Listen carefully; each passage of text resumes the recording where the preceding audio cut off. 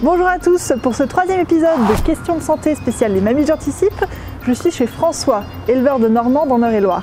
Il travaille beaucoup sa ration et amène un méthaniseur pour sécher sa luzerne. Je pense qu'il va pouvoir nous parler de l'influence de l'alimentation sur les mammifs. Allons le rejoindre. Bonjour François. Bonjour. Comment ça va? Ça va bien. Alors ici on est dans ton bâtiment. Oui. Est-ce que tu peux nous présenter ton exploitation?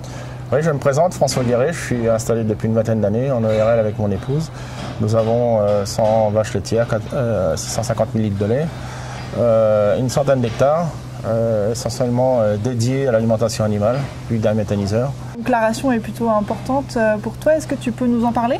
Nous, c'est une ration à base de maïs en silage, 7 kg de matière sèche, 1 kg de foin séché au séchoir, 1,5 kg de foin de luzerne, 1 kg de matière sèche aussi de betterave fourragère, du tourteau, un tourteau de soja colza, 50-50, on en met 2 kg.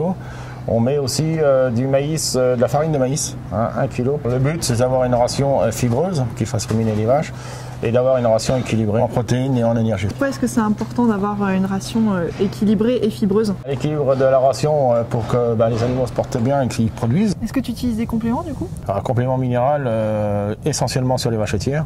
Est-ce qu'on peut aller les voir un peu plus près? Oui. Et du coup, est-ce que tu as beaucoup de mammifs? Les mammifs, on a très peu, 2 mammifs, 3 mammifs par mois. On a résolu les mammifs par le couchage des vaches en passant au logette. Voyez, comme vous voyez là. J'ai vu qu'il y avait le méthaniseur dehors, on va aller voir un petit peu plus près. Oui.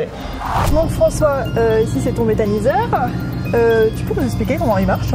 Grâce aux effluents d'élevage, on lui donne à manger tous les 2 jours. Fumier de vaches laitières, fumier de porc, déchets de céréales, et puis quelques dérobés qui viennent de nos cultures. C'est incorporé au quotidien dans le digesteur et puis lui il est chauffé par un réseau de chaleur. Et ça dégage du méthane. Et ce méthane-là fait tourner un cogénérateur. Et il y a une partie électrique qui s'en va sur le réseau public. La chaleur sert à faire fonctionner un séchoir à fourrage. Pourquoi est-ce que tu as choisi d'installer un séchoir?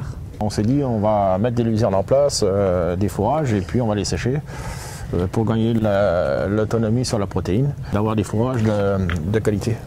Est-ce que tu as un conseil à donner aux agriculteurs qui veulent réduire les mammifs? Le logement des animaux, ça c'est primordial.